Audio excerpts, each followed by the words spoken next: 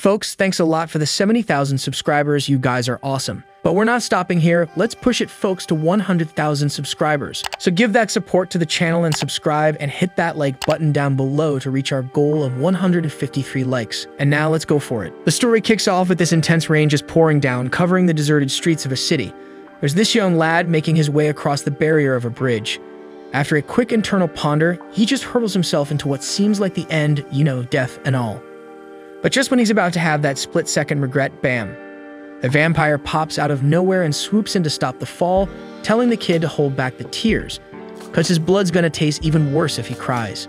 Next thing you know, the vampire's sinking his teeth into the poor lad's neck for a quick snack. Now in some distant, unknown world in this massive castle, there are a few voices pondering on who the next big shot lord is gonna be. One voice is all in for this big shot ruse. Then this old crone calls for quiet and spills the beans that the next vampire lord's gotta be someone with some real kick-ass powers.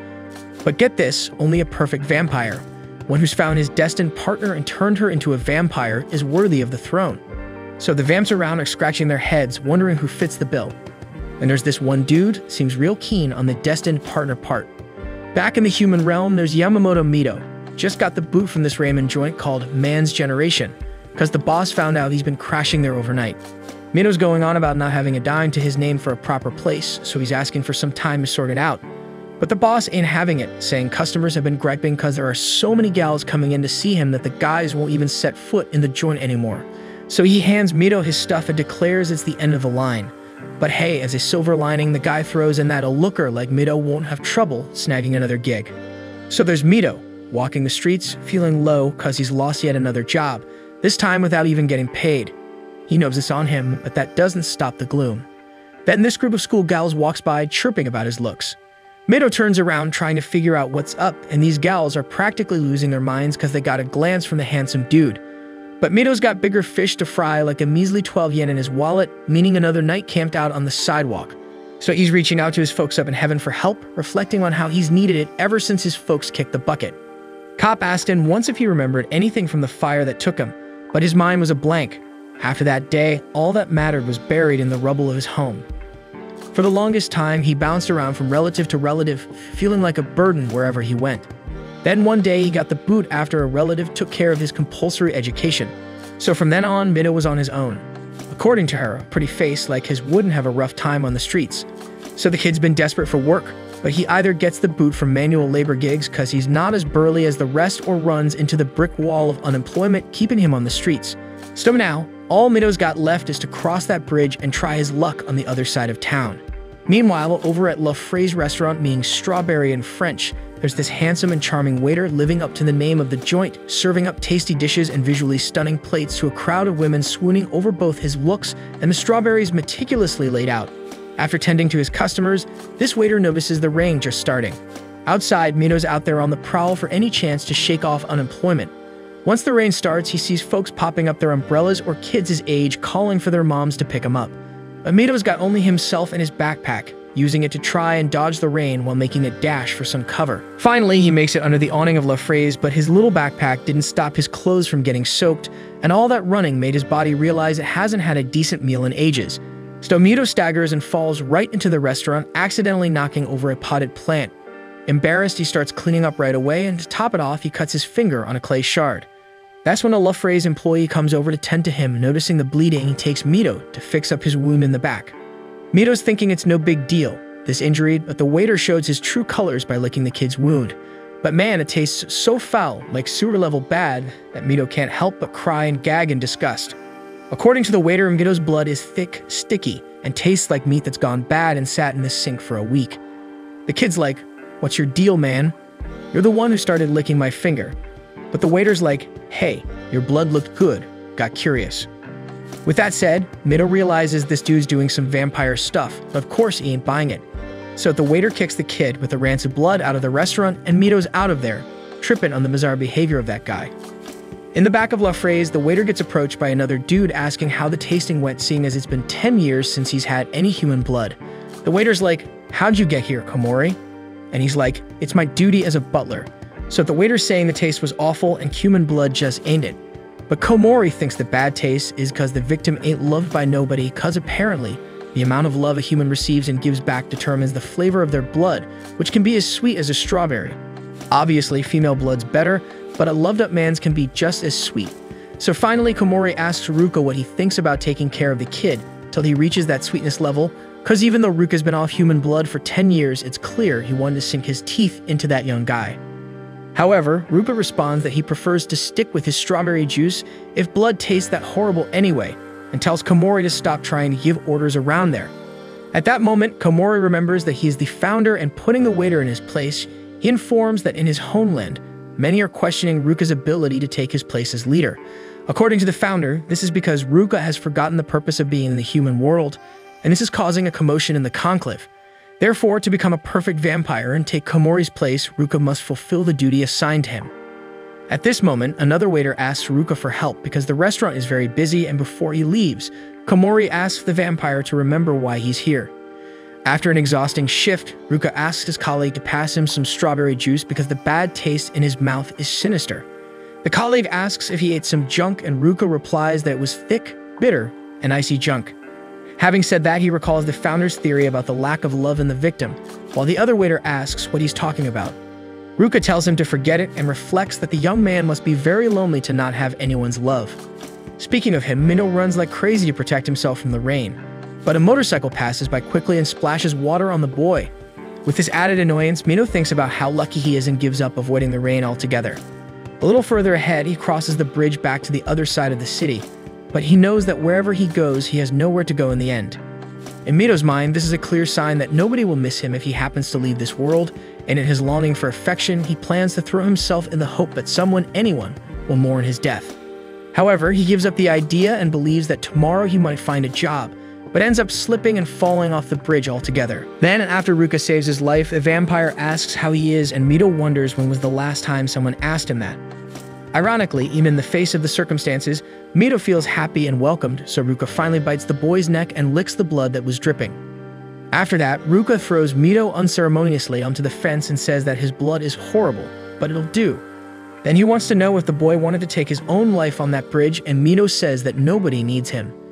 In that case, the vampire suggests that Mito become his source of food because that way he will be needed.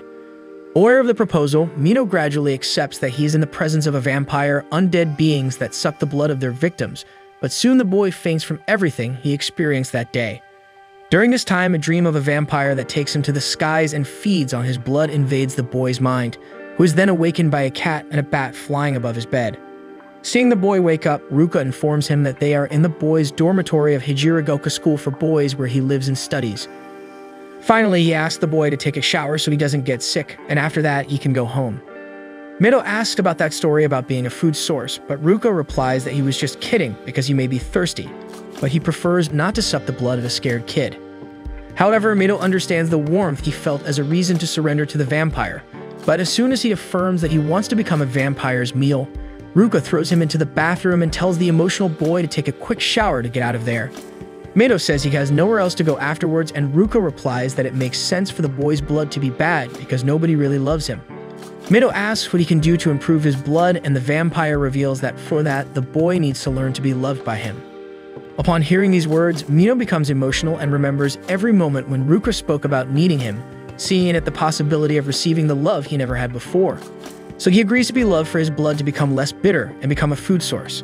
Having said that, the vampire opens the door and introduces himself as Sotone Ruka, promising to love Mito every day, but the boy feels embarrassed and locks him out to take a shower. Ruka says that from now on, the two will live together there, and Mito makes it clear that he's not doing it just to have somewhere to stay. Then the boy questions if he's doing the right thing while he changes clothes and outside. Ruka reveals that Mito saved his life because he never managed to suck the blood of women, so he always looked for a handsome boy for himself.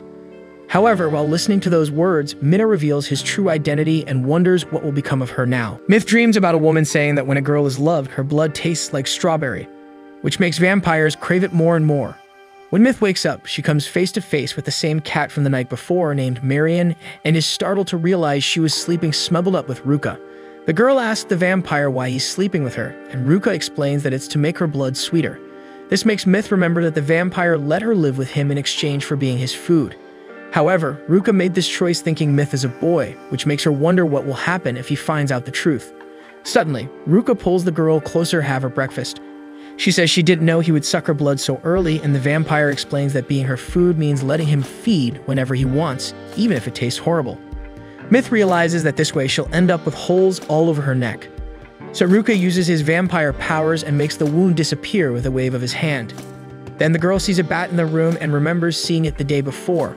Suddenly, the animal reveals itself to be Komori, Ruka's butler, who, after being introduced to Myth, shows a uniform he brought for her to attend Ijirigoka Boys' School. And so Myth goes to study at the school, which makes her very nervous, fearing someone will discover her secret. Ruka notices something bothering Myth and thinks it's because of the class. So he reassures her, explaining that all the classmates are nice and he'll also be there for whatever she needs. Then the two enter the classroom and Myth introduces herself to all the students in the class, being careful to make a good impression. The guys are impressed with the new classmate, and one of them recognizes Myth, having seen her in the cafeteria where he and Ruka work, and introduces himself as Kagurazaka Takara. Myth is relieved to see that everyone is really nice, just as the vampire said, and she chats with the guys when another guy arrives in the classroom and stares at her from afar. Later, Myth gets tired of attending classes when Ruka invites her to work part-time at the cafeteria because the vampire knows she needs money and his butler, Komori, is the owner of the place. At the cafeteria, Komori accepts the new employee calmly, and Ruka shows Myth the locker room to put on the work uniform.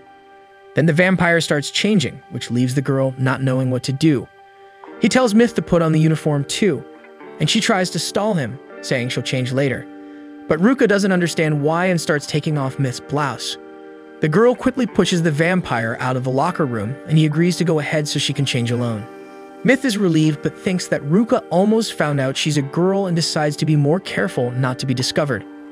After changing, Myth meets Takara and another schoolmate, Juri, whom she finds as cute as a porcelain doll.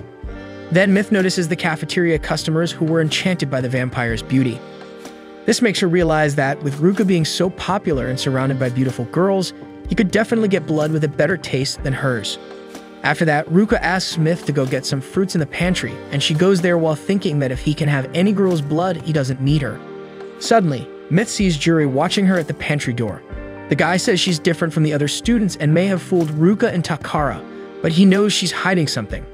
The girl doesn't know what to say and Juri approaches her, causing her to hit the pantry shelf and knock some things down. Quickly, the vampire runs to Myth and protects her, but in doing so, he ends up getting hurt.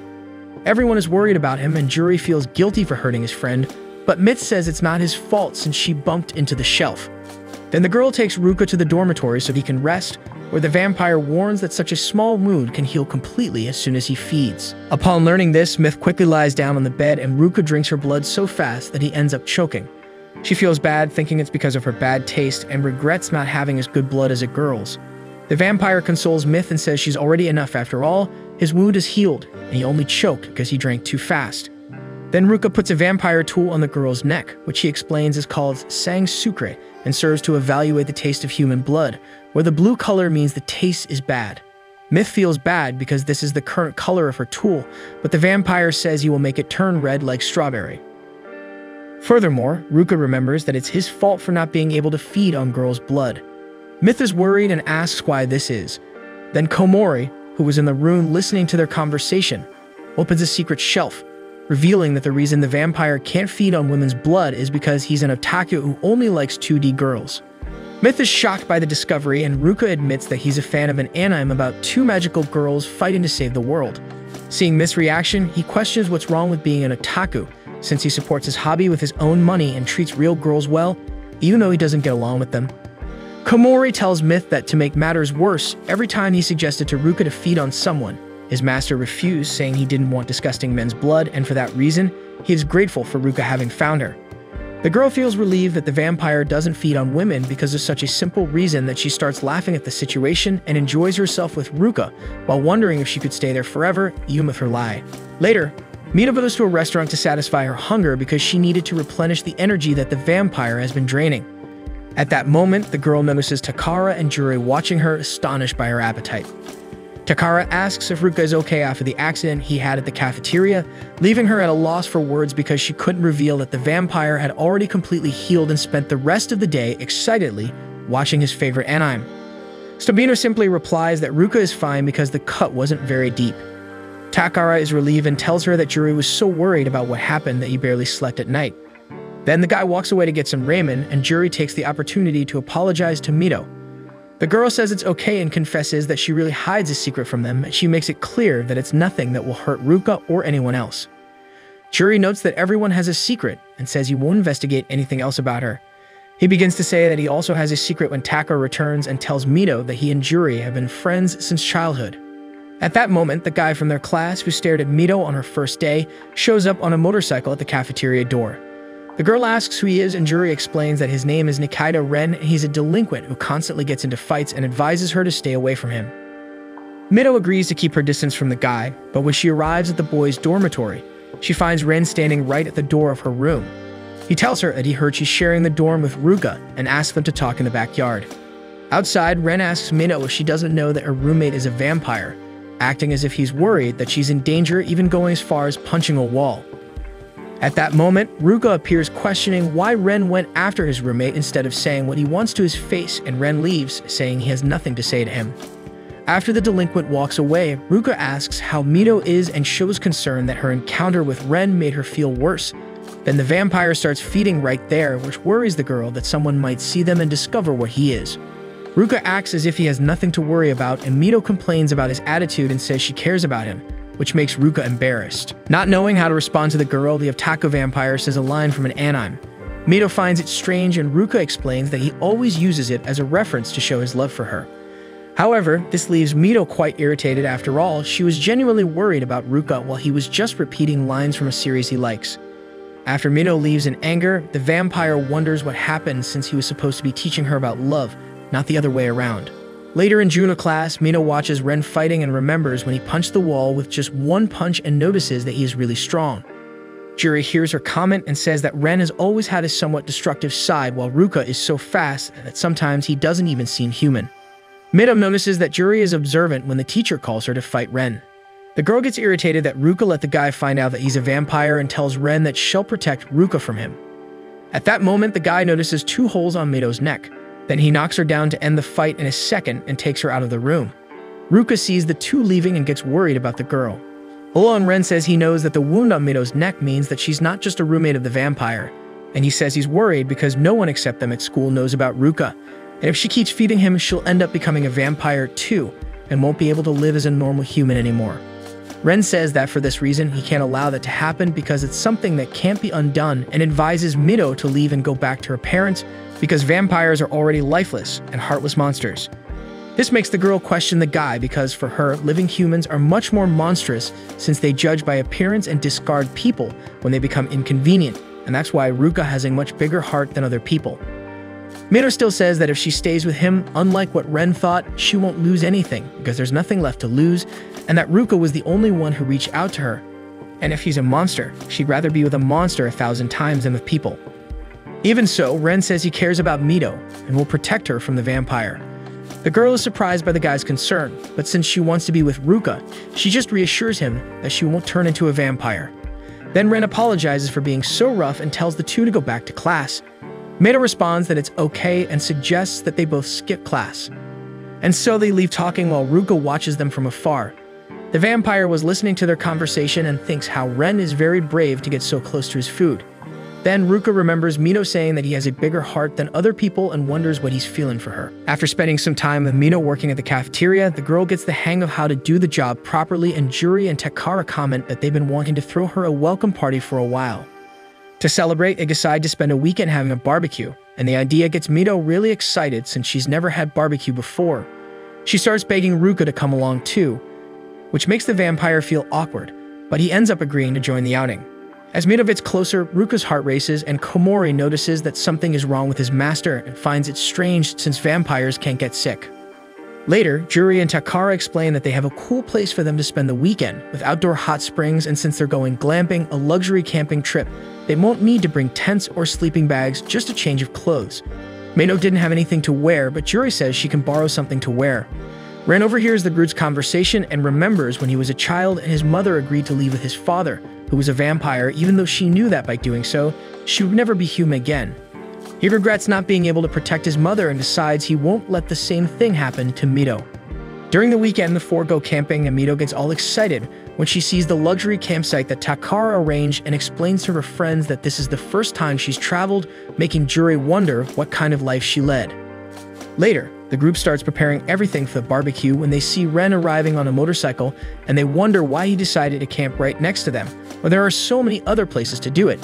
While Ren sets up his camp, Ruka and Mito wonder what he's planning, and she remembers that Ren promised to protect her from the vampire. Then Ruka decides to grab Mito and carries her to the stream, where he tosses her into the water, showing jealousy after seeing her looking at Ren. The girl joins in the fun and pulls Ruka into the stream, getting them both soaked. So they decide to take advantage of already being wet and start having fun splashing water at each other until Juri interrupts the play to remind them that they still needed to finish preparing the barbecue. Before getting back to work, Mito thanks Ruka for agreeing to the idea of the two of them going on that trip because she's never had so much fun in her life. At that moment, a drop of water falls into the girl's eyes and she lifts her shirt to dry herself, making the vampire feel awkward. Mito notices Ruka staring at her and becomes afraid that the wet clothes will reveal her secret. Because of that, she rushes into the cabin to change, using the excuse of being afraid of catching a cold. Ren sees Mito distancing herself from the rest of the group and takes the opportunity to talk to her outside the cabin. He asks if she's made the vampire promise not to turn her, and she explains that she hasn't found the right moment yet. Then Ren reminds her that if she becomes a vampire, she'll lose everything she has, and there will be no turning back. Furthermore, he says that if she can't prove to him that there's nothing to worry about, he'll keep her away from Ruka, even by force. At night, the four enjoy the barbecue together, especially Mito, who's never had barbecue before. Meanwhile, Ren watches them from afar. Later, Mito is alone with Ruka, and the vampire takes the opportunity to satisfy his hunger, feeling so relieved to finally have fed that he doesn't even mind the bad taste of her blood. Then Mito asks if she's going to become a vampire. Ruka laughs, finding the question amusing, and makes it clear that was never his intention. He heals Mito's neck to leave no mark of his bite and explains that vampires aren't allowed to increase the number of vampires, and for that reason, they all have a destined partner to feed from. Ruka reveals that vampires say this destined partner has the best blood, and when found, the vampire can only drink from them. Because of this, Mito is serving as a substitute until he finds his partner. Knowing that her time with Ruka will eventually end and that she's nothing more than a substitute makes Mito sad. She runs away from him towards the trees when a moth lands on her forehead. The insect scares the girl, and she runs into the arms of the vampire, seeking his protection, who was coming after her. Ruka once again feels his heart conflicted with Mito's approach, and the girl realizes that his heart is beating as fast as hers. They stare at each other for a while, but then Ruka recovers from the moment and pushes her away, just in time for Juri and Takara to arrive and not see their love moment. The two are coming back from the outdoor hot springs of the place and comment that they had a great time.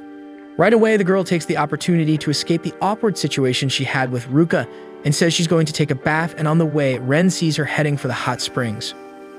Arriving there, Mito takes advantage of the empty place to take her bath without worry, where she reflects that if Ruka finds his destined partner, the two of them won't be able to be together anymore. Then Mito remembers that she went there to have fun and enjoy the trip and decides to focus only on doing that. So the girl admires the night when Ren arrives at the hot springs looking for her. Through a crack, he sees a woman bathing and remembers that the place is unisex, so it accepts both men and women. However, he recognizes the resemblance of the girl with Mito and notices her clothes that were left behind. To confirm his suspicion, Ren calls out to her and Mito responds, making him sure that the girl has been lying to everyone about being a boy.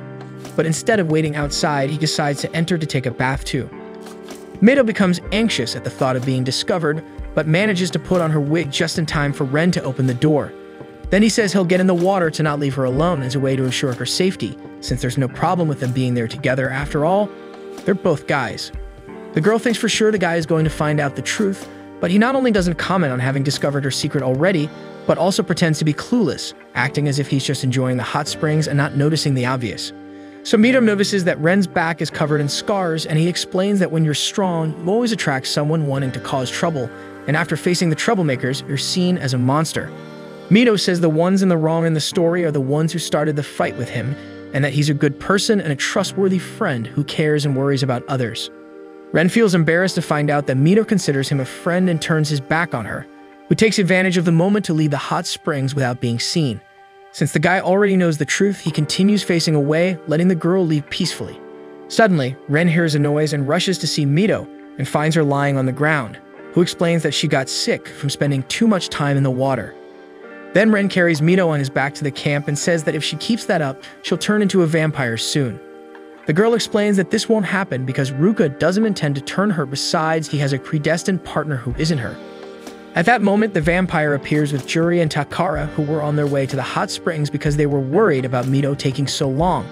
Seeing the girl with Ren, Ruka gets furious and asks why the guy was carrying her, who explains that he's only doing it to help because Mito got sick from spending too much time in the water. Then Mito gets down and Ruka pulls her closer to him. Then Ren starts to leave and the girl hurries to thank him for his help, but the guy replies that there's no need to thank him, after all, they're friends. Afterwards, Juri and Takara approach and Ruka explains that she got sick because her body got too hot. They think that then the fireworks won't happen, but Mito, who was eager to make the most of the outing, says it's okay to participate in the fireworks. However, the vampire intervenes and says that the only thing that will happen is him taking care of her. Then Ruka leaves carrying Mito and tells Juri and Takara to enjoy the fireworks alone. He takes her inside the cabin and the girl realizes that Ruka really cared about her.